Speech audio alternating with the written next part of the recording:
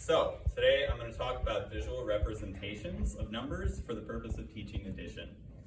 The learning outcome here is that students will be able to use these visual representations of numbers to perform addition. So you can see some examples of kind of what I'm talking about here using pictures in simple addition problems.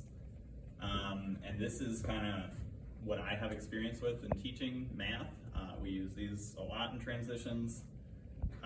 They are useful for a lot of different reasons. Some of those reasons are that it builds from and reinforces prior knowledge of number representation. It forms a really easy bridge from counting right to addition with strategies like counting on and counting off. The layout provides a clear representation of the sequence of addition, so kids kind of know the steps, add end, and what it equals. The use of fun and interesting visuals can really help kids connect with the content, and the use of like everyday images or items can really promote learner agency and encourage them to kind of find everyday applications for this in their own lives, which I think is just really, really cool. These type of problems also set students up for success with things like place value and word problems, which, as we all know, are very, very common as we progress through the grades. This is also a great strategy to consider if you have a lot of students with visual impairments in your class, because it is already set up easily accessible for them.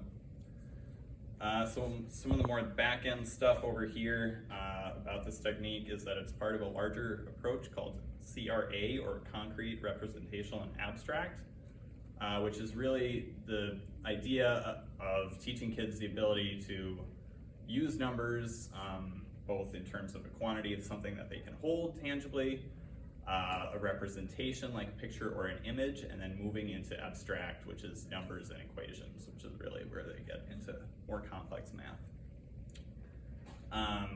This strategy also aligns with high leverage practice HLP 15, which is the use of scaffold support. Like I said earlier, this is also easily integrated with UDL principles, promoting learner agency, really moving this into their everyday life outside of the classroom. This strategy has been researched and shown to be effective for students with and without disabilities, also with a wide range of disabilities. And then this can also be used to teach more advanced operations, adding addition with multiple add-ins and addition with fractions. Some of the different methods and materials, like I said before, counting on and counting off are kind of where you start out with this. Also number lines, tape diagrams, pictures, images, and physical manipulatives also would apply here. So overall, this is a wide encompassing, very, very useful strategy that all of us will almost certainly use at some point in our career.